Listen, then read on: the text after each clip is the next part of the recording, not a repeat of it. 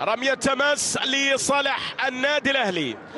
سفيان دوكالي، تمريرة وكرة، الله على هذه اللقطة، الله على هذه اللقطة التي يتقدم من خلالها العميد.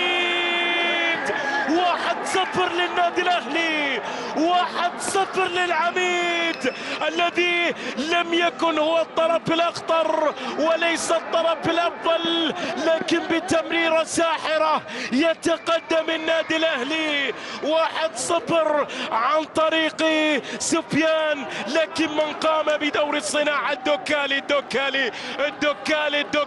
الله عليه، الله على التمريرة. شوف سفيان، وبعد ذلك الدفاع الذي لم يبعدها بالشكل الصحيح. ياسر انعماد متواجد في المكان المناسب، ياسر انعماد يسجل هدف المباراة الأول.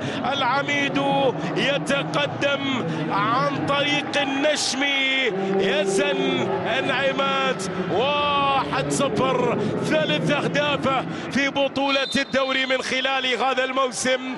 العميد 1، الرهيب لاشي نيبوشا يطير فرحا بهذا الهدف الذي